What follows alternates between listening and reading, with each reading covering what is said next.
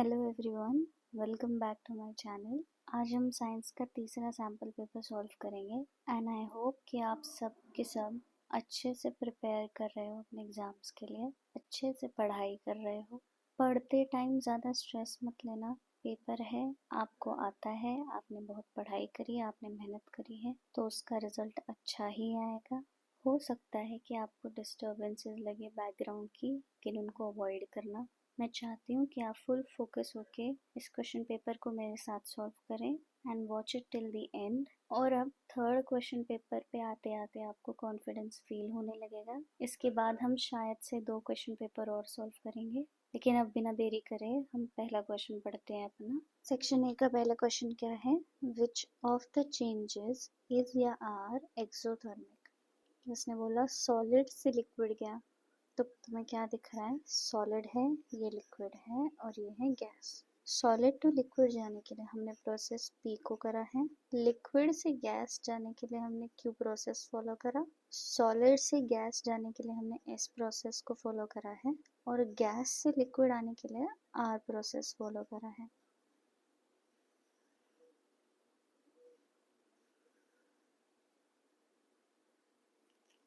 ये है मेरा सॉलिड, लिक्विड और गैस। सॉलिड से लिक्विड हम जाते हैं जब, तो हम क्या करते हैं? मेल्टिंग। और जब हम लिक्विड से सॉलिड जाते हैं तब हम क्या करते हैं? फ्रीजिंग।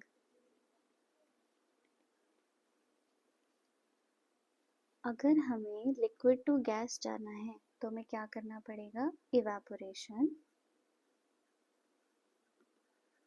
और जब हमें गैस से लिक्विड में जाना है तब हमें क्या करना पड़ेगा? कंडेंसेशन। जब सॉलिड टू गैस जाते हैं तब हम क्या करेंगे? सब्लिमेशन।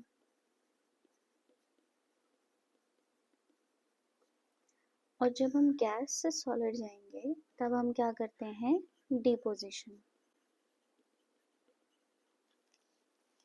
अब क्वेश्चन को पढ़ते हैं दोबारा से कि सॉलिड से लिक्विड गए, सॉलिड से लिक्विड गए तो क्या हुआ? हमारा मेल्टिंग। पी हमारा क्या है? मेल्टिंग। जब हम लिक्विड से गैस गए, लिक्विड से गैस गए तो क्या हुआ? इवेपोरेशन। तो क्यू क्या है हमारा? इवेपोरेशन। हम सॉलिड से गैस जा रहे हैं, सॉलिड से गैस, वो क्या है? सब्लिमेशन, यानी कि ये है हमारी एस, सब्लिमेशन। और एक और रह गया, गैस से लिक्विड जब हम जा रहे हैं तो हम आर प्रोसेस कर रहे हैं, तो ये आर प्रोसेस क्या है? गैस से लिक्विड जाना है तो हमें क्या करना पड़ेगा? Condensation.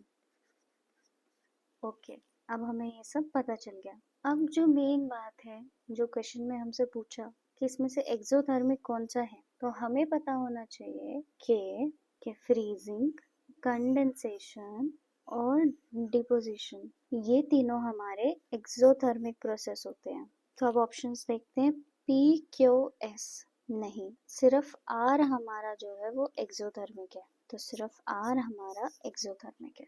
4 strips are cut from a fresh potato. The length of each strip is measured.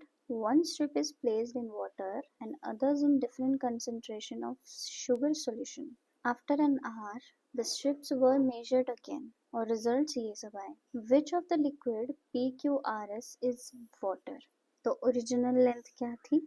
वो ये है और फाइनल लेंथ क्या है? ये सब है। इस क्वेश्चन में आपको क्या समझना है कि शुगर सॉल्यूशन जो है इज हाइपरटोनिक और वाटर क्या है? हाइपोटोनिक। तो जब हम पोटैटो स्ट्रिप को प्लेस करते हैं पानी में तो उसके सेल जो हैं वो वाटर गेन कर जाएंगे बाय ऑस्मोसिस, जिससे कि उसका साइज जो है वो क्या हो जाएगा? इंक्रीज हो जाएगा। और जब पोटैटो स्ट्रिप्स को हम शुगर सॉल्यूशन में रखेंगे तब क्या होगा? वाटर का लॉस हो जाएगा, जिससे कि डिक्रीज इन शेप हो जाएगा, साइज हो जाएगा। तो यहाँ पे हमें दिख रहा है कि ये देखो, ये डिक्रीज हुआ, ये भी क्या हुआ? डिक्रीज हुआ, ये सेम रहा है और यहाँ पे क्या है? इंक्रीज हुआ है, राइट? तो सिर्फ Q जो है यहाँ पे Q ऑप्शन सही हो जाएगा, जिसमें हमें पता चल रहा है कि लेंथ जो है वो इंक्रीज हुई है। इससे हमें क्या पता चला? This shows that liquid Q जो है वो क्या है? पानी। A particle is moving in a straight line with initial velocity u and uniform acceleration a.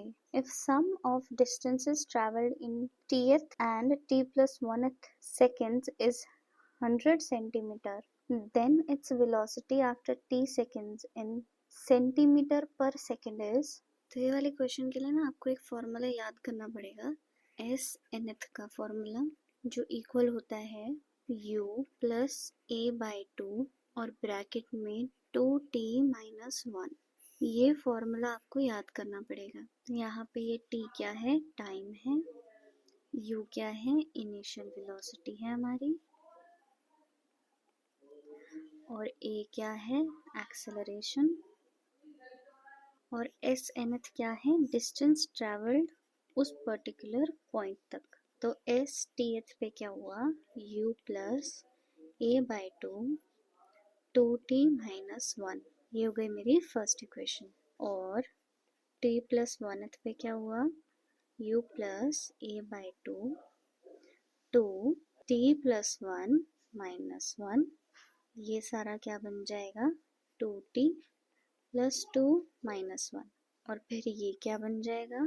2t plus 1। तो फाइनली मेरी इक्वेशन क्या बनी? u plus a by 2t plus 1। ये बन गया सेकंड। अब इन दोनों को ऐड करने के बाद 1 प्लस 2 करने के बाद मेरा डिस्टेंस क्या था? 100 सेंटीमीटर। ये क्या बन जाएगा? u प्लस a बाई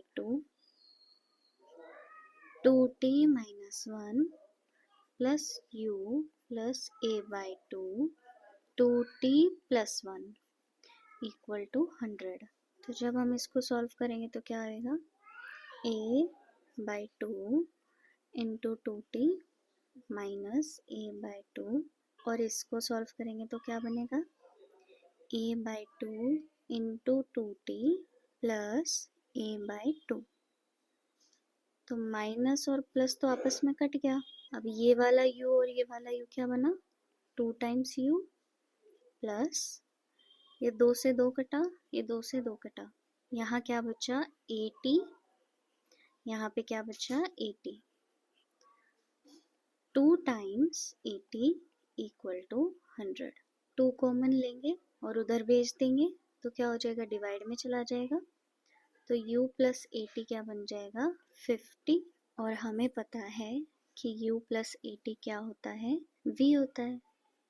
तो v की वैल्यू क्या आ गई? 50 सेंटीमीटर पर सेकंड, क्योंकि ये 100 किस में दिया हुआ था? सेंटीमीटर में। तो यहाँ पे सेंटीमीटर आएगा। और बस यही आपका आंसर है। तो ऑप्शन नंबर कौन सा हो जाएगा इसमें? A. Gandhi bug is a pest of किसका होता है? ये राइस का होता है। Select the incorrect differences between collenchyma and sclerenchyma. Collenchyma is made up of dead cell. नहीं, it is made up of living cell. तो एक तो ये हो गया। Okay. Cell cavity is wide. ठीक है। It provides hardness to the region where it occurs. नहीं, ये कैसे होते हैं? फ्लेक्सिबल होते हैं। ठीक है, फ्लेक्सिबिलिटी प्रोवाइड करते हैं ये। Wall thickening is not uniform. Pits are simple and straight. तो ओनली 1 एंड 3 ये इनकरेक्ट है। तो आंसर क्या हो जाएगा इसका? Option number B. Study the given figure carefully in which direction the net movement of water will take place। तो semi permeable हमें दिया है सॉल्यूशन 1 से सॉल्यूशन 2 और हमें ये की दी हुई है। इसका यहाँ से हमें क्या पता चल रहा है कि ये वाले तो वाटर के मॉलिक्यूल्स हैं, ये वाले, ठीक है, और ये सॉल्यूट के मॉलिक्यूल्स हैं।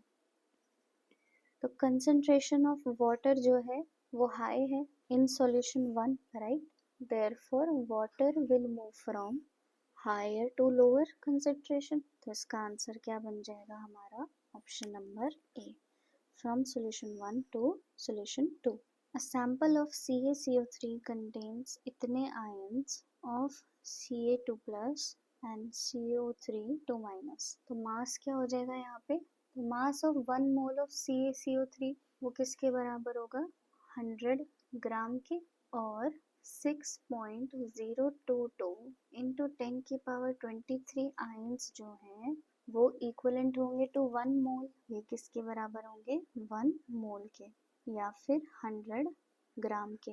अब हमें इतने आयंस चाहिए, यानी कि इसका डिवाइड बाय 2 ही तो हो रहा है, तो ये क्या बन जाएगा? यहाँ पे भी डिवाइड बाय 2 और यहाँ पे भी डिवाइड बाय 2, तो आंसर क्या आ जाएगा? 50 ग्राम। Survival of plants in terrestrial environment has been made possible by the presence of, किसकी वजह से होता है? Conducting tissue। क्यों? क्योंकि conducting tissue में क्या है? Xylem और phloem। Xylem क्या करता है? हमारा पानी को कंडक्ट करता है, और phloem क्या करता है? ट्रांसपोर्ट करता है food and other materials from leaves to other parts of the plant. The water level in measuring cylinder before and after immersing a metal cube in it, वो हमें दिया है यहाँ 40 से 60 हुआ है। तो वॉल्यूम ऑफ मेटल क्यूब क्या हो जाएगा? जितना उसने पानी डिस्प्लेस करा, तो 60 माइनस 40 दैट इज 20। तो इसका आंसर हो गया सी। What would you conclude about the variation in velocity of a cyclist from the given graph? इसका आंसर क्या है? Option number B, velocity changes non-linearly if acceleration is changing linearly. Elements with valency 1 are, वो कौन से होते हैं? या तो metals होते हैं या फिर non-metals होते हैं। Chlorenchyma and Erenchyma are modified या specialized, क्या होते हैं ये? Parenchyma होते हैं। Option number B. The only cell organelle seen in prokaryotic cell, वो कौन सा होता है? Ribosomes. A food sample turned blue-black after adding a few drops of iodine solution. इस सैंपल में क्या था? Starch. Which one is a physical change? Mix करना, ये तो केमिकल हो गया, ये भी केमिकल हो गया, बर्न करना है ना, और मिक्सिंग करना फिर से केमिकल हो गया। Adding NaCl to water, ये क्या है? Physical change. क्यों? क्योंकि हमें इसमें कोई भी न्यू सब्सटेंस नहीं मिलेगा। No new substance is formed. Also कोई हीट भी हमें इवॉल्व होती नहीं दिखती इसमें। No heat is evolved. Which of the following type of irrigation system is used in areas closer to rivers? River rift. Assertion में क्या है? Motion of satellites around their planets is considered as accelerated motion. Reason में क्या है? During their motion, speed remains constant while the direction of motion changes continuously. तो ये दोनों बातें सही हैं, और ये रीजन भी सही है। इसका करेक्ट एक्सप्लेनेशन है ऑफ ए। क्वेश्चन 18, assertion में क्या है? Gases are compressible but liquids are not. सही बात है। Structure of gas and liquid are different, ये भी सही है, और इसी वजह से जो ये रीजन है वो correct explanation of A. Assertion में क्या दिया है? Epithelial tissue form the lining of mouth and elementary kanal and protect these organs. सही बात। They help in absorption of water and nutrients. सही बात। लेकिन क्या ये करेक्ट एक्सप्लेनेशन है ऑफ ए? नहीं, यहाँ पे एब्जॉर्प्शन की बातें हो रही है, यहाँ पे प्रोटेक्शन की बातें हो रही है, तो करेक्ट एक्सप्लेनेशन नहीं है। 20 के असर्शन में क्या लिखा है? Bohr's orbits are called stationary orbits. सही है। रीजन में क्या लिखा है? Electrons remain stationary in these orbits for some time. नहीं, इसका आंसर क्या हो जाएगा? Option number C. Explain briefly why a balloon filled with helium gas rises in air. Why does the balloon not rise indefinitely? और part क्या है? If a solid of same density as that of liquid is placed in it, what will happen to the solid?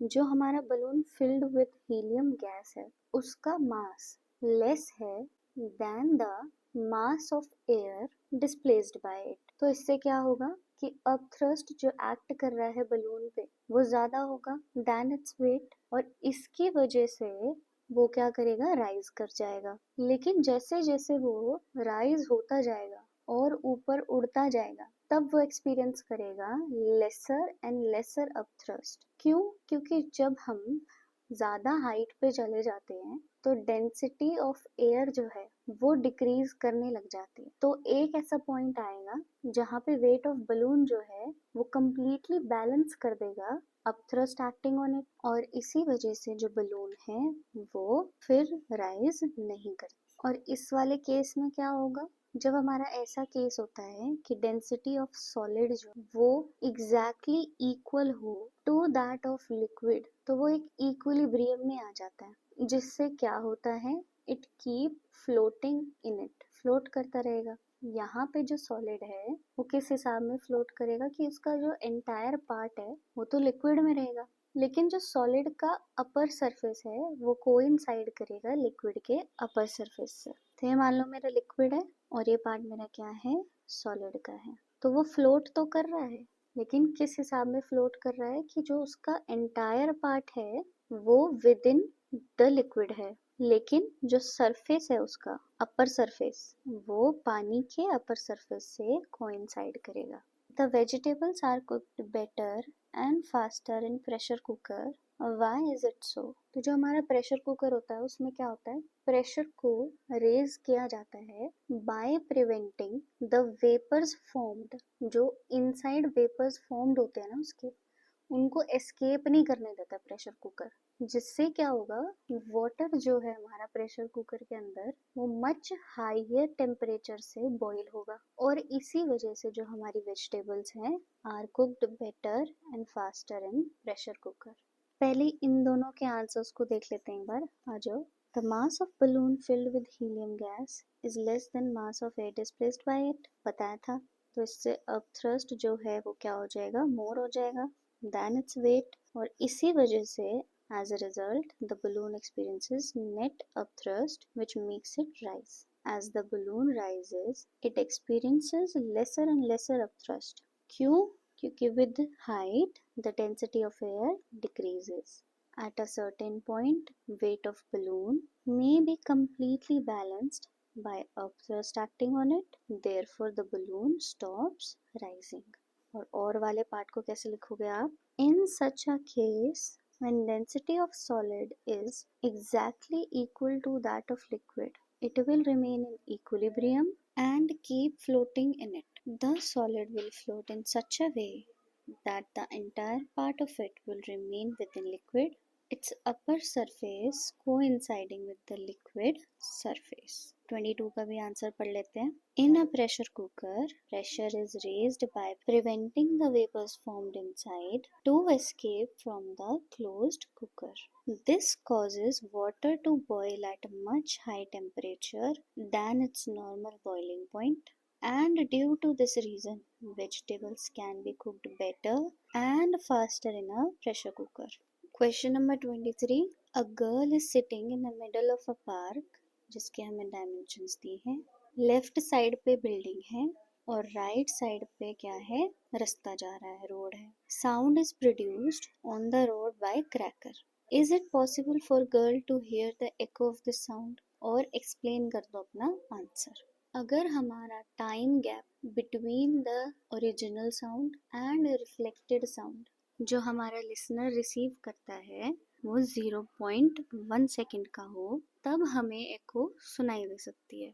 तो basically हम क्या करेंगे इस question में, हम डिस्टेंस निकालेंगे। मिनिमम डिस्टेंस कितना होना चाहिए ताकि जो हमारी रिफ्लेक्टेड साउंड वेव वापस आ रही है, देखो हमें टाइम की वैल्यू पता है यहाँ पे कि इतने टाइम पे हमें एको सुन सकती है, तो हम डिस्टेंस भी निकाल सकते हैं। जब हम डिस्टेंस निकाल लेंगे और उसके बाद हम कंपेयर कर देंगे इसको with the distance traveled by sound reflected from the building and then reaching it to the girl से।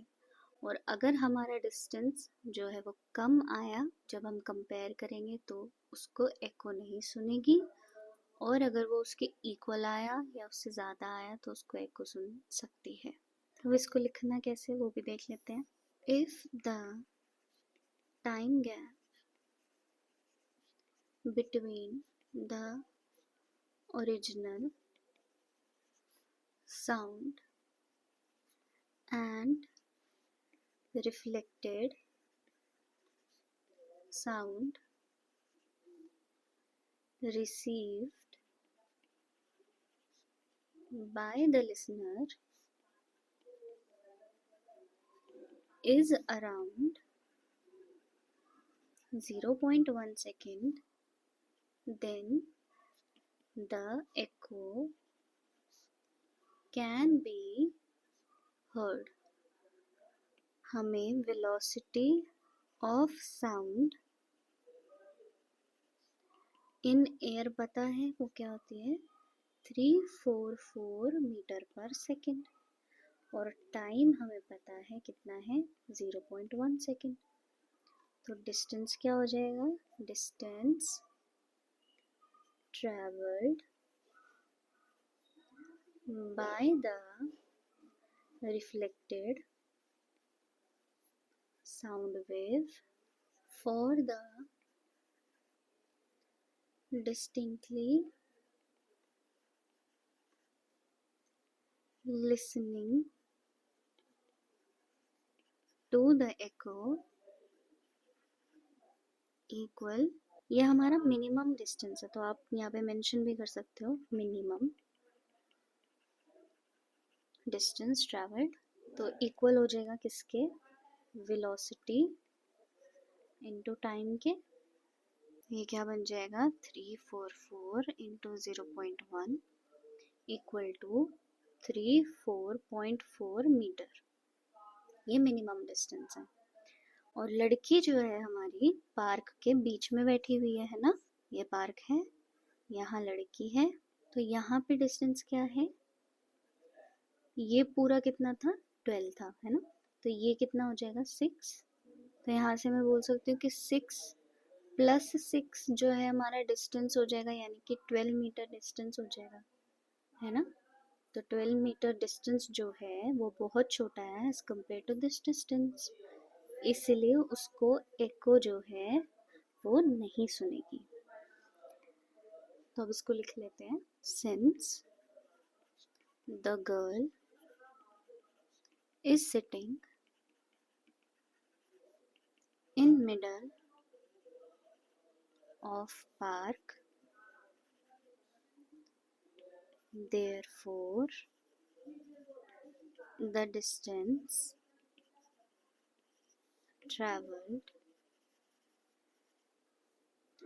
by the sound reflected वो क्या हो जाएगा 6 plus 6 यानी कि 12 meters, which is much smaller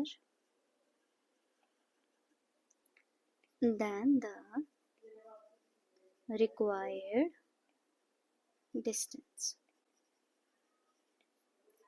Therefore, girl will not hear any echo of sound. Question number 24 में हमें room temperature दिया है 25. Convert it into other two scales of measurement. तो वो हमें केल्विन और फ़ारेनहाइट में कन्वर्ट करने के लिए बोल रहा है. तो जब हम केल्विन में कन्वर्ट करते हैं तो क्या हो जाता है C प्लस 273. तो यहाँ से क्या बन जाएगा 25 प्लस 273. तो अब हमारा आंसर क्या बन जाएगा यहाँ से फाइनली 298 केल्विन. और फ़ारेनहाइट में क्या हो जाएगा आंसर. फ़ारेनहाइट का फॉर्मूला क्या होता है 9/5 मल्टीप्लाई बाय C प्लस 32. तो वैल्यू पुट इन करेंगे 9/5 इंटू 25 प्लस 32. सॉल्व करके मेरा आंसर क्या आ रहा है 77 डिग्री फ़ारेनहाइट. क्वेश्चन नंबर 25 करते हैं. मास दिया है हमें, हमसे फोर्स पूछी है और नेगेटिव एक्सेलरेशन दी है हमें. तो क्वेश्चन नंबर 25 उसका आंसर करेंगे अब हम. मास था हमारा 1500 kg और एक्सेलरेशन हमें दी थी नेगेटिव की 1.7 मीटर पर सेकेंड स्क्वायर। हमसे पूछा था फोर्स। फोर्स होता है मास into acceleration. Values put in करके सॉल्व करेंगे इसको। यहाँ से मेरा आंसर क्या आ जाएगा, माइनस का 2550 न्यूटन। यहाँ पे जो नेगेटिव साइन है वो क्या बता रहा है, फोर्स की डायरेक्शन ऑपोजिट है to that of direction of motion. Negative sign means force is acting in the direction opposite to the direction of motion of the vehicle। अब 25 का और पार्ट सॉल्व करेंगे। किसका इनर्शिया ज़्यादा है, रबर बॉल का या फिर पत्थर का, जिसका साइज क्या है सेम, बाइसाइकिल का या फिर ट्रेन का, 5 रुपये कॉइन का या फिर 1 रुपी कॉइन का। और 26 में क्या पूछा है, describe Bohr's model of atom. A stone of same size will have more inertia than a rubber ball. A train will have more inertia than bicycle. 5 rupee coin will have more inertia than 1 rupee coin. जो हमारा inertia होता है वो directly proportional होता है to mass of body. तो जिसका जितना ज़्यादा मास उतना ज़्यादा इनर्शिया। यहाँ पे भी लिखा हुआ है ये चीज़।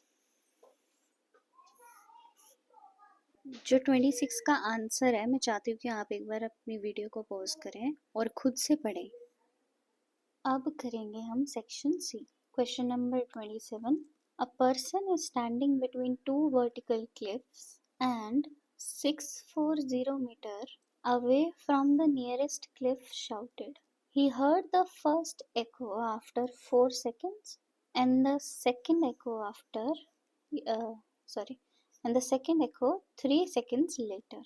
यानी कि पहली echo जो थी उसको वो 4 सेकंड बाद आई और जो दूसरी echo थी वो कब आई, इस 4 के 3 सेकंड बाद, यानी कि 4 + 3 7 सेकंड्स बाद। हमें क्या निकालना है, velocity of sound in air and distance between the cliffs. तो 27 का पहला पार्ट सॉल्व करेंगे। ये मान लो मेरी 2 क्लिफ्स हैं, ये रही, और यहाँ पे मेरा पर्सन खड़ा है। तो ये वाला जो डिस्टेंस है ना, ये इसको मान लो S1 और ये वाला डिस्टेंस को मान लो S2। तो S1 जो है वो हमें दिया हुआ है 640 मीटर।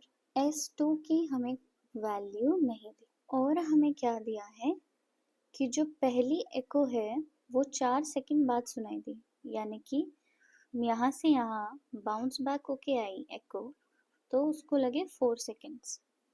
यहाँ पे टाइम क्या हुआ, 4 सेकंड्स। ये जो दो चीज़ें हमें गिवन है इससे हम अपनी स्पीड ऑफ साउंड निकाल सकते हैं। हमें क्या दिया हुआ है, S1 = 640 मीटर और टाइम 1 = 4 सेकेंड। हमें पता है 2 times distance equal to velocity into time हो जाता है। तो अब वैल्यूज को पुट इन करके v की वैल्यू निकालते हैं। 2 × 640 = v × 4।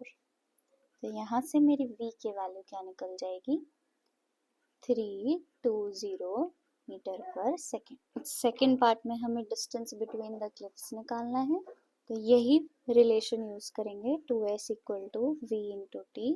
अब डिस्टेंस बिटवीन द क्लिफ्स निकालने के लिए हमें S2 की वैल्यू पता होनी चाहिए, तो सेम रिलेशन यूज करके हम पहले S2 की वैल्यू निकालेंगे। यहाँ पे टाइम क्या बन जाएगा, 4 + 3 जो मैंने ऊपर आपको एक्सप्लेन करा था, 7 सेकेंड्स। और v की वैल्यू हमारी क्या हो जाएगी, 320 जो भी हमने निकाली। यहाँ से इसकी वैल्यू क्या आ गई, 320 × 7 / 2। तो इसको सॉल्व करके मेरा क्या आंसर आएगा, 1120 मीटर्स। तो पहला डिस्टेंस क्या था, ये रहा, और दूसरा डिस्टेंस क्या था, ये रहा। जब मैं इनको ऐड करूँगी तो डिस्टेंस बिटवीन द क्लिफ्स निकल जाएगा। बस अब इनको मुझे ऐड करना है, 1120 प्लस 640 इक्वल टू 1760 मीटर। ये क्या है, distance between the clips. Question number 28, इसमें हमें क्या करना है, right the mass number and atomic number, इनके एटॉमिक नंबर लिखने। तो सबसे पहले हमें फॉर्मूला पता होना चाहिए, मास नंबर का क्या होता है, mass number equal to number of protons plus number of neutrons. Mass number क्या बन जाएगा, एक मिनट दूसरा कलर लेते हैं। तो यहाँ से मास नंबर क्या बन जाएगा, ऐड करो, इन दोनों को ऐड करो, क्या बना 7, फिर इन दोनों को ऐड करो, क्या बना 17, फिर से ऐड करो, क्या बना 16, और इन दोनों को ऐड करो, क्या बना 18। ये तो हो गया मास नंबर। एटॉमिक नंबर क्या हो जाता है, वही जो प्रोटॉन्स का नंबर होता है। तो ए का एटॉमिक नंबर क्या है 3, बी का क्या है 9, ये देखो, सी का क्या है 8, और डी का क्या है फिर से 8। आगे इसने हमसे क्या पूछा, आइसोटोप्स क्या होते हैं, जिनके पास सेम एटॉमिक नंबर हो और डिफरेंट एटॉमिक मासेस हो, या फिर मास नंबर जिनका डिफरेंट हो। तो मैं एक बार फिर से लिख देती हूँ, यहाँ पे मास नंबर क्या हो जाएगा 7, 17, 16 और 18, और ये जो प्रोटॉन्स हैं यही क्या है, एटॉमिक नंबर। तो सेम एटॉमिक नंबर किसका है, ये वाला सी और डी। क्या एटॉमिक मासेस सेम है, नहीं, डिफरेंट है, जी हाँ। तो यही मेरे पेयर बन गए किसके, आइसोटोप्स के। Question number 29, velocity time graph दिया है हमें। पहले पार्ट में क्या है, टोटल डिस्टेंस कितना है इन 16 सेकेंड्स, और what is acceleration of runner at 11 second. हमें पता होना चाहिए कि वेलोसिटी टाइम ग्राफ जो है वो क्या करता है, गिव्स डिस्प्लेसमेंट।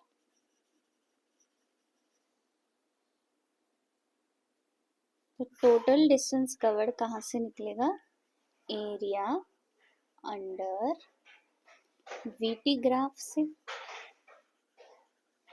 जो क्या देता है हमें, गिव्स डिस्प्लेसमेंट, है ना। तो बस वहीं से हमारा डिस्टेंस या डिस्प्लेसमेंट निकल जाएगा।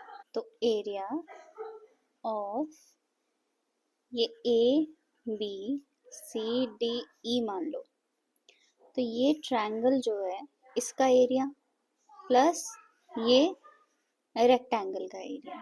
तो ट्रायंगल का area, area of triangle A B E plus area of rectangle B C D E. Area of triangle क्या होता है, हाफ इंटू बेस, यहाँ बेस क्या है ई, इंटू में height B E, plus area of rectangle क्या होता है, लेंथ इंटू ब्रेथ, तो B C into D C, या फिर ई डी इंटू बी ई, है ना, एक ही बात है ये सब। इसकी वैल्यूज को पुट इन करेंगे आप, एरिया ऑफ ट्रायंगल क्या बन जाएगा, हाफ इंटू, अब ग्राफ देखते हैं, ये क्या है 6 तक आ रहा है, और हाइट कितनी है 0 से 10 जा रही है, प्लस फिर से ये लेंथ हो गई, और अब ब्रेथ कितनी हो जाएगी 6 से 16, यानी कि 10 हो जाएगी, है ना। 16 माइनस 6 इंटू में 10, तो ये सारा क्या बन जाएगा, सॉल्व करेंगे जब हम, तो ट्रायंगल का तो आ रहा है 30 प्लस रेक्टेंगल का क्या आ रहा है 10 इंटू 10 यानी कि 100, तो 130 मीटर। ये हो गया डिस्टेंस कवर्ड।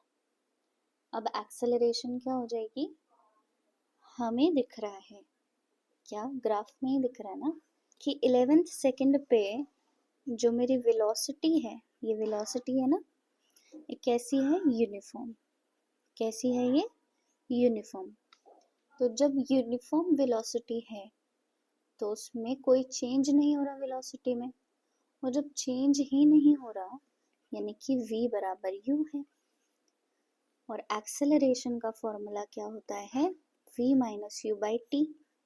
जब ये दोनों आपस में इक्वल हैं तो क्या बन गया, जीरो। तो एक्सेलरेशन यहाँ पे क्या बन जाएगी, जीरो। अब हम इसका और पार्ट सॉल्व कर रहे हैं। Velocity of a body in motion is recorded every second, और ऐसे हमने रिकॉर्ड कर लिया उसको। कैलकुलेट द एक्सेलरेशन, में एक्सेलरेशन निकालनी है। Distance travelled and draw the graph. Okay, तो एक्सेलरेशन क्या बन जाएगी, मान लो ये v1 है और ये v2 है, तो ये जो है ये क्या है, फाइनल।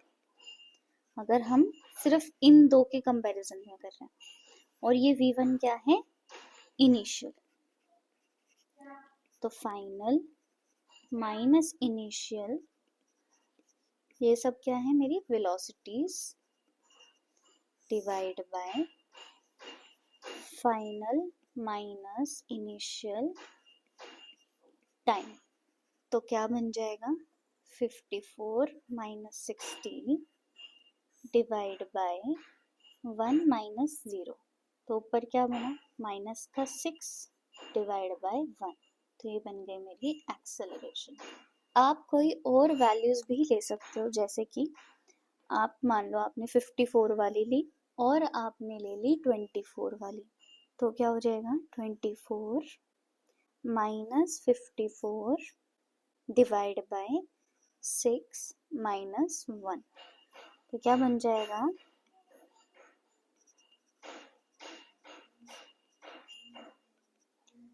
माइनस का ये तो हुआ 30 डिवाइड बाय 5। यहाँ से भी मेरा आंसर क्या आ रहा है, 6 मीटर पर सेकेंड स्क्वायर। अब हमें क्या निकालना है, सेकेंड पार्ट में उसने बोला कि डिस्टेंस ट्रैवल निकालो। तो डिस्टेंस क्या हो जाएगा, s equal to u t plus half a t square. तो इनिशियल वेलोसिटी क्या है, 60 इंटू टाइम क्या है, कितना आया पूरा time, 10 plus half into a की वैल्यू क्या है, माइनस का 6 इंटू टाइम का स्क्वायर। तो 600 प्लस माइनस का 300 मीटर वैल्यू बन गई। अब हमें इसका ग्राफ ड्रॉ करना है, तो ग्राफ ड्रॉ करेंगे।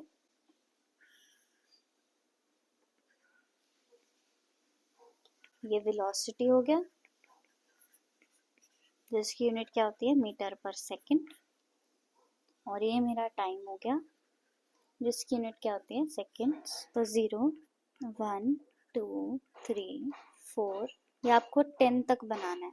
आगे क्या हो जाएगा, ये रहा मेरा वेलोसिटी। मुझे 6 का गैप दिख रहा है, तो बस वही कर लूँगी, 6 12 18 24, और ये चला जाएगा मेरा 60 तक। ये आपको लिखना है, मैं नहीं लिख रही लेकिन आपको लिखना है। अब बस इसका ग्राफ जब आप प्लॉट करोगे तो क्या है, 0 पे 10 है तो ये हो जाएगा। और जब मेरी वेलोसिटी 6 है और टाइम क्या है 9, तो मान लो यहाँ पे कहीं है, फिर यहाँ पे कहीं है, कैसे, 12 और 8, तो 8 का मान लो यहाँ पे है, और ये हो गया मेरा 12।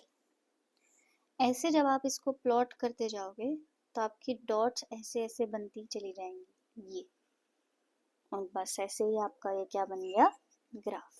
Question number 30.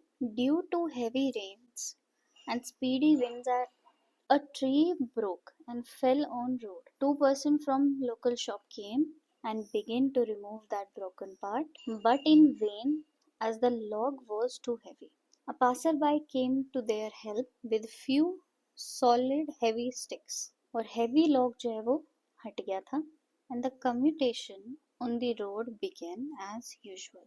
Comment upon the values displayed by the passerby. तो क्या क्या वैल्यूज आपको दिखी? सोशल वैल्यू दिखी आपको,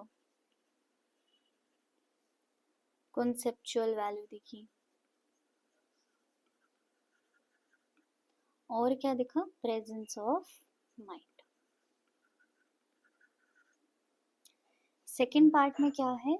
name the energy stored when the heavy log of tree was lifted with some height. तो वो कौन सी एनर्जी थी? पोटेंशियल।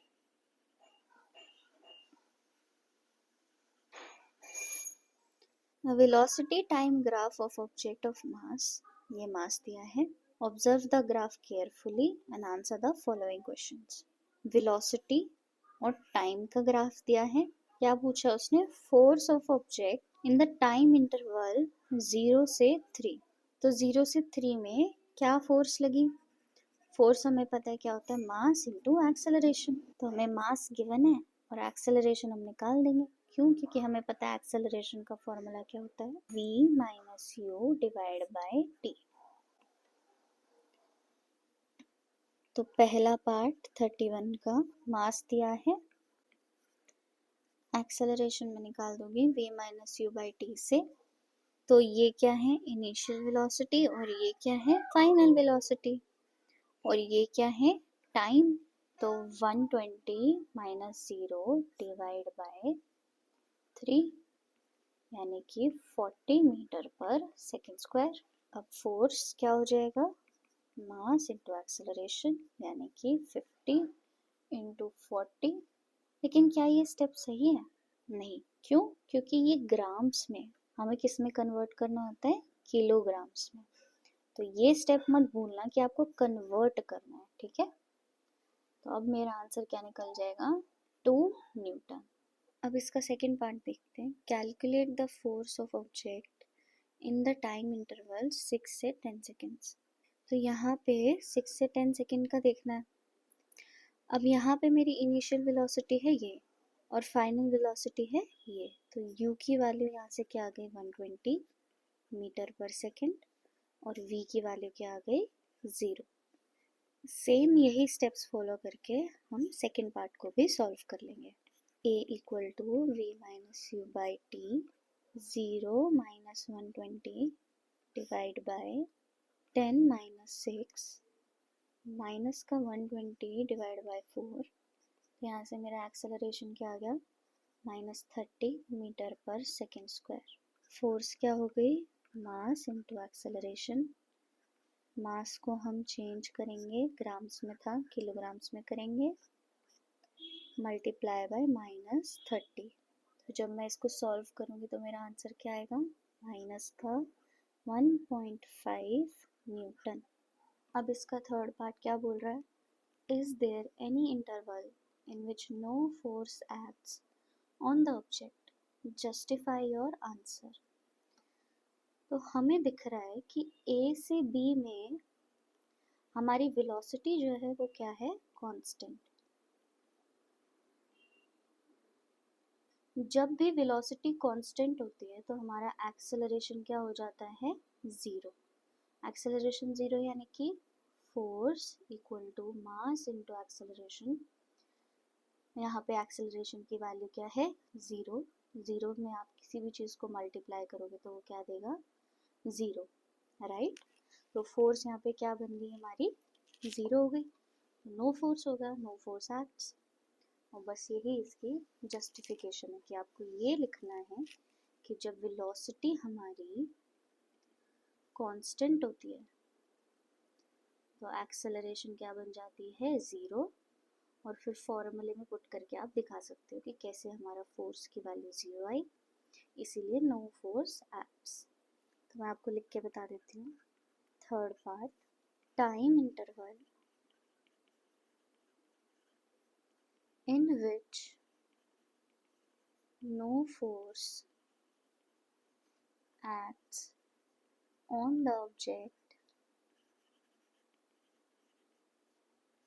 कौन सा है वो? 3 seconds to 6 seconds, that is A to B, ये रहा 3 से 6, ए से बी। आगे लिखेंगे this is because in this interval the velocity of object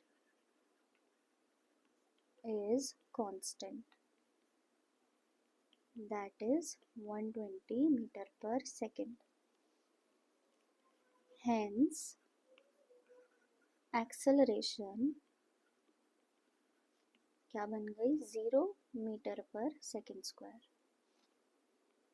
Therefore यहाँ से हमारी फोर्स क्या हो गई 0 न्यूटन।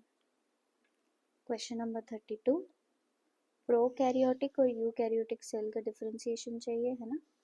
और illustrate only a plant cell is seen under electron microscope, how is it different from animal cell। तो इनका भी डिफरेंस ही पूछ रहा है।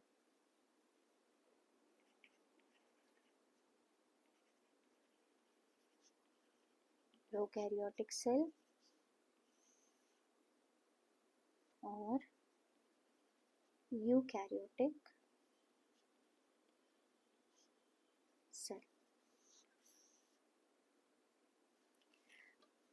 याद करने की ट्रिक क्या है, प्रोकैरियोटिक में आपको दिख रहा है प्रो, तो ये बंदा क्या है प्रो है, इसको किसी भी और दूसरे दोस्त की जरूरत नहीं गेम खेलने के लिए, ये सब कोई अकेले मार देगा। ठीक है, जैसे पबजी में होता है, बीजीएमआई में होता है, वैलोरेंट में होता है, ये बंदा प्रो है, इसको किसी की जरूरत नहीं। तो ऐसे ही प्रोकैरियोटिक सेल जो है उसको न्यूक्लियर रीजन जो है उसकी जरूरत नहीं, वो वेल डिफाइन नहीं होता, और उस रीजन को हम क्या बोल देते हैं न्यूक्लियोइड बोल देते हैं। सबसे पहला पॉइंट प्रो बंदे का। और दूसरा पॉइंट आप क्या लिखोगे कि इसमें मेम्ब्रेन बाउंड सेल ऑर्गेनेलीज ये क्या होते हैं एब्सेंट होते हैं, क्योंकि इसको जरूरत ही नहीं है, ये तो प्रो है, प्रो बंदों को थोड़ी ना जरूरत होती है इन सब चीज़ों की, तो वो क्या होते हैं एब्सेंट होते हैं। अगर आपको इतना याद रह जाएगा तो आप तीसरा पॉइंट इजीली बना पाओगे। ठीक है, आप इसको लिखते हैं। पहला पॉइंट आप क्या लिखोगे, these cells are generally small, और ये वाले क्या होते हैं लार्ज। सेकेंड पॉइंट अभी बताया मैंने, nuclear region is not well defined and known as the nucleoid। और यहाँ पे क्या है, nuclear region is well defined, ये पूरा लिखोगे आप, and surrounded by a nuclear membrane. तो आपको ये भी पता चल गया कि प्रो बंदे के पास न्यूक्लियर मेम्ब्रेन भी नहीं है। थर्ड पार्ट क्या हो जाएगा, membrane bound cell organelles are absent, और यहाँ पे क्या है प्रेजेंट। ठीक, इसमें आप फोर्थ पॉइंट क्या लिख सकते हो कि इधर जो क्रोमोसोम्स हैं वो क्या है सिंगल है, और यहाँ पे more than one chromosome. 3 marks का है तो कोई भी 3 पॉइंट लिख देना। ठीक है, ये 4 पॉइंट्स लिखवा दिए मैंने। अब प्लांट और एनिमल सेल का देखते हैं। ये प्लांट सेल है और ये एनिमल सेल है। प्लांट सेल में सेल वॉल इज प्रेजेंट और एनिमल सेल में cell wall is absent. Plant cell में वैक्यूल्स जो हैं आर लार्ज और एनिमल सेल में कैसे होंगे? स्मॉल। क्लोरोप्लास्ट प्रेजेंट होते हैं और एनिमल सेल में क्लोरोप्लास्ट एब्सेंट होते हैं। अब क्वेश्चन नंबर 33 करेंगे। Which process in meristematic tissue converts it to permanent tissue? तो वो कौन सा प्रोसेस है? डिफरेंशिएशन का।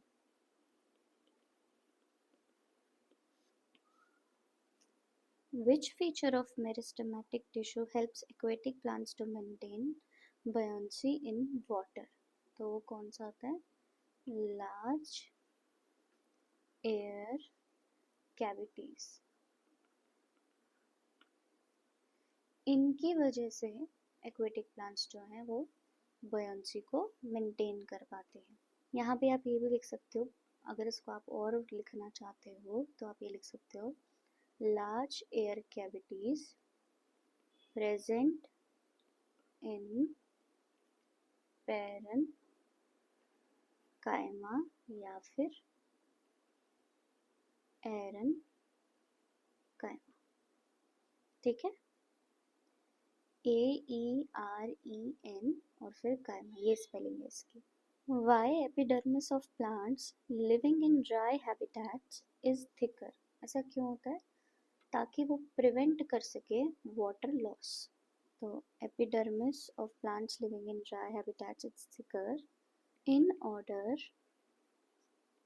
to prevent loss of water. Identify the following living component of xylem। तो वो कौन होता है? xylem parenchyma। तो xylem तो ये रहा और parenchyma। xylem parenchyma consist of living cells having thin cell walls। dead element of phloem वो कौन है? phloem fibers। phloem fibers। Which type of conducting tissues conduct water and minerals vertically? Tracheids and vessels of xylem। अब section D करते हैं। Question number 34 जो है वो numerical का है, उसको भी नीचे करेंगे हम। पहले 35 कर लेते हैं और 36 भी कर ही लेते हैं। पहले इन दोनों को कर लेते हैं, फिर 34 करेंगे। तो 35 क्या बोल रहा है? State what will happen when human red blood cells are placed in a hypotonic salt या शुगर सॉल्यूशन। तो तब क्या होगा? सबसे पहले आपको खुद से ये पता होना चाहिए कि हाइपोटोनिक में जब भी हम किसी भी सेल को रखते हैं तो वो क्या कर जाता है? स्वेल कर जाता है। और जब हाइपरटोनिक में रखते हैं तो वो क्या कर जाता है? श्रिंक। और ये किसकी वजह से होगा? स्वेल तो होगा ड्यू टू एंडोऑस्मोसिस और श्रिंक होगा ड्यू टू एक्सोऑस्मोसिस। तो यहाँ पे तो हमने स्टेट बता दी कि क्या होगा, कि वो स्वेल कर जाएगा, लेकिन यहाँ पूछा था वाई, कि वो क्यों श्रिंक करता है। तो क्यों श्रिंक करता है? Because the concentration of the solvent is more inside the cell। और इसी वजह से क्या हो जाएगा? वो श्रिंक कर जाता है या श्रिंक हो जाएगा। लाइसोसोम्स को सुसाइडल बैग्स क्यों बोलते हैं? Because during the breakdown of cell structure, cell का स्ट्रक्चर जब ब्रेक हो जाता है तो लाइसोसोम्स क्या करते हैं, बर्स्ट कर जाते हैं, और जो उसके पास एंजाइम्स होते हैं ना, वो क्या करते हैं, खुद के ही सेल को खा जाते हैं। तो ड्यूरिंग द ब्रेकडाउन किसका हुआ, of cell structure, lysosomes burst and enzymes, एक minute, enzymes eat up their own cells। अब इसी का और पार्ट सॉल्व करते हैं। इसमें क्या बोला, make a comparison and write down ways in which plant cells are different from animal cells। तो अभी हमने 3 मार्क्स के क्वेश्चन में देखा था, अभी हमें 5 मार्क्स के क्वेश्चन में भी है ना। तो इसको करते हैं।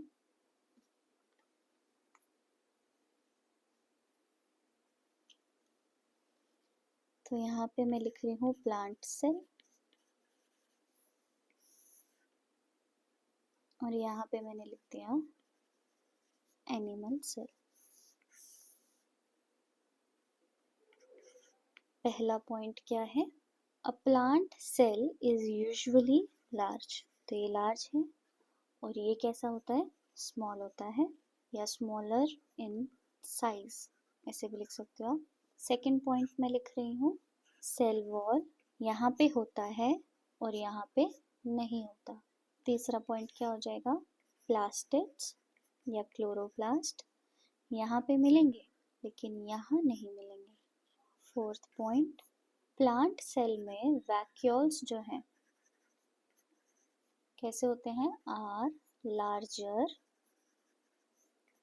इन साइज, लेकिन यहाँ पे कैसे होते हैं, एनिमल सेल्स में smaller in size. Animal cell में हमें गोल्गी एपरेटस मिलेगा, गोल्गी एपरेटस। प्लांट सेल में गोल्गी एपरेटस ना होके हमें क्या मिलता है, डिक्टियोसोम्स। तो हमें प्लांट सेल में गोल्गी बॉडी या गोल्गी एपरेटस नहीं मिलेगा, लेकिन उसकी जगह पे हमें क्या मिलेगा, डिक्टियोसोम्स। तो ये 5 पॉइंट्स हो गए हमारे, 5 मार्क्स का ही था। अगर आपको कोई और पॉइंट्स लिखने हैं इनके अलावा तो आप वो लिख सकते हो। अब हम नेक्स्ट क्वेश्चन करेंगे, distinguish between compounds and mixtures. Okay, तो ये मैंने यहाँ पे पहले से ही लिखा हुआ है या स्क्रीनशॉट लिया हुआ है। Compounds are formed as a result of chemical reaction between two or more elements या फिर compounds। Compounds कैसे बनेंगे, केमिकल रिएक्शन से बनेंगे। और मिक्सचर कैसे बनेंगे, बाय सिंपली मिक्सिंग टू और मोर कॉन्स्टिट्यूएंट्स। यहाँ पे कोई केमिकल रिएक्शन नहीं होता है, नो केमिकल रिएक्शन। कंपाउंड्स हमें कैसे मिलेंगे, in a definite ratio by mass, लेकिन मिक्सचर्स हमें कैसे मिलते हैं, किसी भी रेशियो में मिल जाते हैं। The properties of compound are entirely different from its constituents, और मिक्सचर की सेम रहती हैं, सेम रह जाती हैं जैसे उनके कॉन्स्टिट्यूएंट्स होते हैं। कंपाउंड कैसे होते हैं, होमोजेनस होते हैं, मिक्सचर यूजुअली हेट्रोजेनस होते हैं। कंपाउंड की फॉर्मेशन कैसे होती है, या तो एब्जॉर्प्शन हो या एवोल्यूशन हो, किसका, लाइट, हीट या इलेक्ट्रिकल एनर्जी। मिक्सचर्स में इन सब की ज़रूरत नहीं होती। Melting and boiling point of compound कैसे होते हैं, शार्प होते हैं, फिक्स होते हैं, लेकिन इनके कोई शार्प और फिक्स नहीं होते। जब हमारा कंपाउंड बन जाता है तो constituent elements of compound cannot be separated, physical method से नहीं होंगे, स्पेशल केमिकल मेथड्स या इलेक्ट्रोकेमिकल मेथड्स लगते हैं उनको सेपरेट करने में। लेकिन मिक्सचर्स में हम उनको easily सेपरेट कर पाते हैं बाय फिजिकल मीन्स। कंपाउंड्स के एग्जांपल्स क्या हो गए, वाटर, कार्बन डाइऑक्साइड, H2O और CO2। Mixture of iron filings and sulphur, ये मिक्सचर का एग्जांपल हो गया। तो इसमें से जो भी 5 आपको याद रह सके आप वो लिख के आना। एक एग्जाम्पल वाला तो ज़रूर लिख के आना। अब करते हैं न्यूमेरिकल वाला पार्ट। एक पत्थर को हमने गिराया from the edge of roof, तो उसने बोला how long does it take to fall इतनी मीटर की height, how fast does it move at the end of that fall, how fast does it move at the end of इतने time पे, what is its acceleration after 1 second and after 2 seconds. तब क्या होगा, फिर इसे solve करते हैं। जब आपने पत्थर को गिराया तो इनिशियल वेलोसिटी जिसको हम u से रिप्रेजेंट करते हैं वो क्या है, 0। और यहाँ पे एक्सेलरेशन ड्यू टू ग्रेविटी काम करेगी जिसकी वैल्यू क्या है, 9.8 मीटर पर सेकेंड स्क्वायर। ये इंफॉर्मेशन हमारे पास है। अब फर्स्ट पार्ट में बोला कितना टाइम लगेगा, तो टाइम कैसे निकालते हैं, v equal to u plus a t से, या फिर s equal to u t plus half a t square से। v तो मेरे पास नहीं है तो मैं ये फॉर्मूला यूज़ नहीं कर सकती। मैं कौन सा फॉर्मूला यूज़ करूँगी, सेकेंड फॉर्मूला। तो s की वैल्यू यहाँ पे क्या दी है, 4.9 मीटर। तो 4.9 बराबर है 0 into time plus half into a की वैल्यू यहाँ पे क्या बन गई, g वाली। तो 9.8 मल्टीप्लाई बाई टी का स्क्वायर, ये तो बन गया मेरा 0। और ये पार्ट क्या बन गया, 4.9 बन गया। तो 4.9 मल्टीप्लाई बाई टी का स्क्वायर, और यहाँ पे क्या है, इक्वल टू 4.9 है ना, ये दोनों आपस में इक्वेट कर रखे हैं हमने। तो 4.9 को उधर लेके जाऊंगी, आपस में ही कट गए, तो टी स्क्वायर की वैल्यू क्या आ गई, 1। यहाँ से मेरी टी की वैल्यू क्या आ गई, 1 सेकेंड। अब सेकेंड पार्ट करते हैं। उसने पूछा कितना फास्ट हो जाएगा, है ना, तो फास्ट क्या पूछना चाह रहा है, v की वैल्यू पूछना चाह रहा है। हम यहाँ पे क्या फॉर्मूला यूज करेंगे, v square minus u square equal to 2as। तो क्या बन जाएगा, v square minus 0 equal to 2 into 9.8 into s। कितना डिस्टेंस था जब वो गिर रहा था, 4.9। जब मैं इसको सॉल्व करूँगी तो ये क्या बन जाएगा, 96.04। और जब मैं इसको सॉल्व करूँगी तो क्या बन जाएगा, 9.8 metre per second. Third part, how fast does it move at the end of 7.9 metre, यानी कि अब हमें डिस्टेंस क्या दिया हुआ है, 7.9। तो यही फॉर्मूले को यूज़ करते हुए मैं सॉल्व कर लूँगी। v square minus u square equal to 2as, यहाँ पे 2 इंटू 9.8 और यहाँ पे डिस्टेंस क्या दिया है, 7.9, और ये वैल्यूज मेरी ऐसी की ऐसी हैं। तो v स्क्वायर की वैल्यू क्या आ गई, 154.84। यहाँ से v की वैल्यू क्या आ गई, 12.44 मीटर पर सेकेंड। इसका फोर्थ पार्ट करेंगे। एक्सेलरेशन क्या बन जाएगी after 1 second and after 2 second. ये वाला पार्ट ना आपको सिर्फ कंफ्यूज करने के लिए दिया हुआ है, क्योंकि हमारा एक्सेलरेशन जो है वो ड्यू टू ग्रेविटी वर्क कर रहा है। तो अब चाहे 1 सेकेंड बाद हो या 2 सेकेंड बाद, वैल्यू तो इसकी सेम ही रहेगी ना। वो क्या है, 9.8 मीटर पर सेकेंड स्क्वायर। देखो जब हमने पत्थर को फेंका ऊपर से तो वो कौन सी स्टेट बन गई उसकी, फ्री फॉल हो चुका है, फ्री फॉल। तो इसमें क्या होता है, एक्सेलरेशन जो भी प्रोड्यूस हो रही है बॉडी से वो रिमेन्स कांस्टेंट। इसलिए अब वो चाहे आपको 1 सेकेंड बोले, 2 सेकेंड बोले, 10 सेकेंड बोले, 15 सेकेंड बोले, कितना भी सेकेंड बोले, लेकिन ये फ्री फॉल का केस है, इसीलिए हमारा एक्सेलरेशन ड्यू टू ग्रेविटी वो सेम रहेगा 9.8 और यूनिट आप लगा देंगे। अब इसका और पार्ट सॉल्व करते हैं। Show that weight of object on moon is 1/6 of weight on earth, given the mass of earth 6 into 10 की पावर 24 kg और मास ऑफ मून क्या दिया है 7.4 इंटू 10⁻22 kg। रेडियस दिया है अर्थ का और रेडियस दिया है हमें मून का। तो हम मान लेते हैं कि मास ऑफ मून कितना है एंड इट्स रेडियस, और उसका रेडियस हम मान लेते हैं इज कैपिटल R M।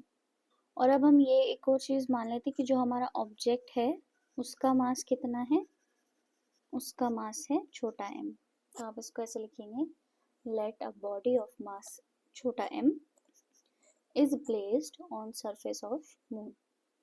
उसका वेट क्या बन जाएगा, therefore the weight of the body on the moon, वो क्या बन जाएगा, इसको डिनोट कर लेते हैं कैपिटल W से, equal to m g dash. g dash क्यों लगाया है, क्योंकि acceleration due to gravity on moon वो अलग होगी। तो ये क्या बन जाएगा, g जो मास है मून का और फिर जो ऑब्जेक्ट का मास है डिवाइड बाय डिस्टेंस का स्क्वायर, राइट। ये हो गया डिस्टेंस उसका स्क्वायर। ये सारी कहानी हो गई चंदा मामा की। अब हम धरती माँ के पास आते हैं और वहाँ कंपेयर करते हैं। तो वहाँ पे वेट क्या बन जाएगा, weight of the same body on the earth surface, वो क्या हो जाएगा WE मान लो, equal to mg। g mass of earth है ना, इनटू में mass of body divide by distance का स्क्वायर बिटवीन देम, राइट। इसको मान लिया मैंने 1 और इसको मान लिया मैंने 2। तो जब मैं 1 डिवाइड बाय 2 करूंगी तब हमें क्या मिलेगा, वी गेट, आपको इक्वेशन लिख देती हूँ,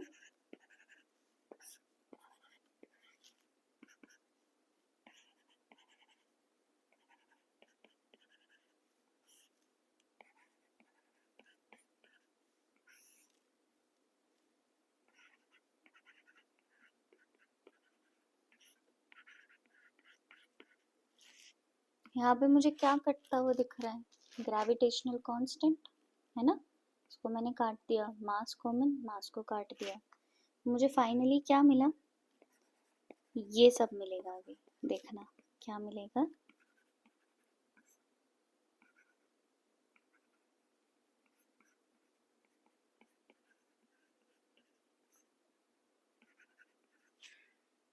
ये बन गई एक मेरी फाइनल इक्वेशन। अब मुझे कुछ नहीं करना, अब मुझे बस वैल्यूज को पुट इन करना है जो हमें क्वेश्चन में दी गई है। ये सारी वैल्यूज को अब मैं उस इक्वेशन में डाल दूंगी। जब मैं इसको डालूंगी तो क्या होगा,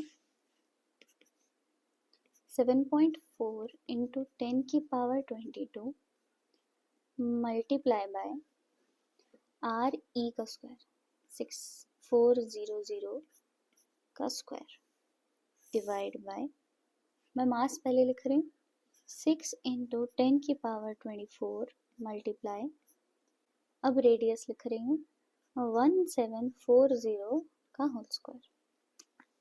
तो जब मैं इस पूरे को सॉल्व करूँगी ना, इस पूरे को आपको पेपर में सॉल्व करके नहीं दिखाना, आपको डायरेक्टली वैल्यू को याद रखना है कि जब मेरी इक्वेशंस कुछ इस हिसाब से आ जाए और मेरी वैल्यूज कुछ इस हिसाब से आ जाए तो मेरा आंसर क्या निकलेगा, ऑलमोस्ट सिमिलर, ठीक है, टू 1/6।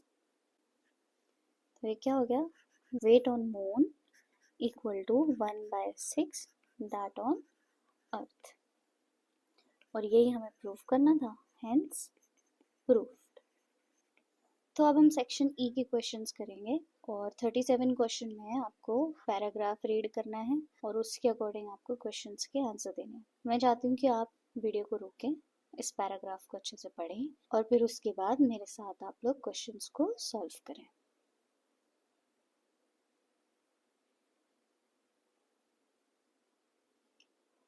आई होप कि आपने पैराग्राफ पढ़ लिया होगा। फर्स्ट क्वेश्चन पे आते हैं।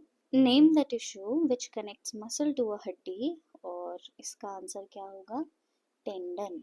मैट्रिक्स ऑफ अ हड्डी cells are composed of calcium and phosphorus compounds या फिर compound. Two bones are connected by a ligament. How muscles connect? The muscle connects to the हड्डी. अभी पढ़ा. How muscles connect to a हड्डी? इसका answer क्या हो जाएगा? टेंडन. इसका और पार्ट पढ़ते हैं. Where the cartilage is found in human body.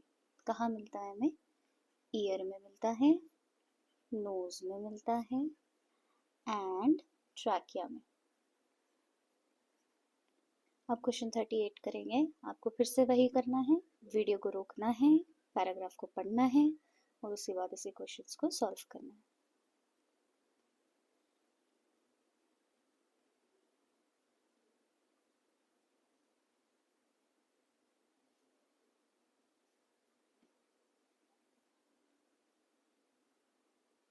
First part करते हैं.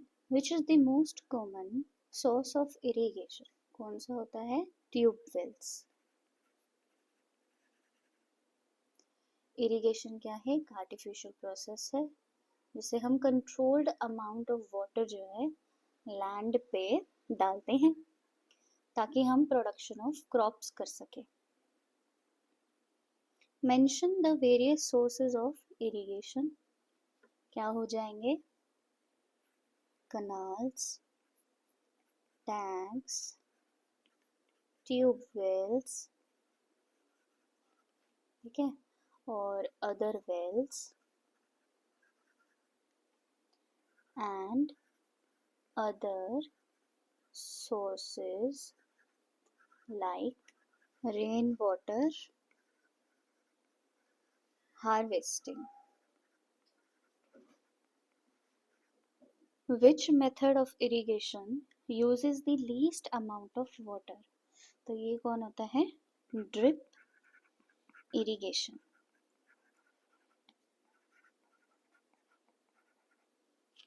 ठीक है, नेक्स्ट पढ़ते हैं. What are other sources of irrigation? तो अदर सोर्सेज कौन से हैं? एक हमारा रेन वाटर हार्वेस्टिंग और एक है वाटरशेड मैनेजमेंट. तो rain water harvesting and water shade management, ये हमारे अदर सोर्सेज ऑफ इरिगेशन है.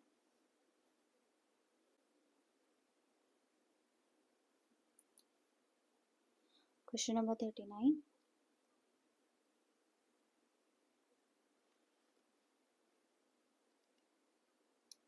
What do you mean by the term solubility? तो solubility क्या होता है? मैक्सिमम अमाउंट ऑफ सॉल्यूट जो हम डिसॉल्व कर सके in given amount of solvent. तो फर्स्ट का आंसर क्या हो जाएगा? The maximum amount of solute that can dissolve in a given amount of solvent. Second part करेंगे इसका. 20 gram of solute are dissolved in 500 gram of solvent. The solubility of this solute वो क्या होगी? तो हमें क्या दिया है? हमें दिया है मास ऑफ solute 20 ग्राम्स और हमें दिया है mass of solvent, mass of solvent कितना दिया है? 500 ग्राम. तो सॉल्युबिलिटी निकालने के लिए हमें पहले क्या निकालना पड़ेगा, मास परसेंटेज। तो परसेंटेज कितनी निकल गई हमारी, 20 डिवाइड बाय 500 मल्टीप्लाई बाय 100, यानी कि 4%। और सॉल्युबिलिटी क्या हो जाएगी, solubility of 500 gram of solute क्या हो जाएगी, 4 डिवाइड बाय 100 मल्टीप्लाई बाय 500, यानी कि 20 ग्राम। तो अब आप हेंस करके एक स्टेटमेंट लिखोगे, hence the solubility of 20 gram of solute in 500 gram of solvent is 20 gram. Third part solve करते हैं। When a saturated solution becomes unsaturated, और दूसरा पार्ट क्या बोल रहा है इसी में और करके, What do you mean by concentration of solution? तो पहले करते हैं कि saturated कब unsaturated बन जाता है, कब बनेगा, या तो हम उसको हीट करें या फिर उसके अंदर और ज्यादा सॉल्वेंट को ऐड करते हैं। तो थर्ड पार्ट में a saturated solution becomes unsaturated by either heating it or by adding more of the solvent। इसका और पार्ट,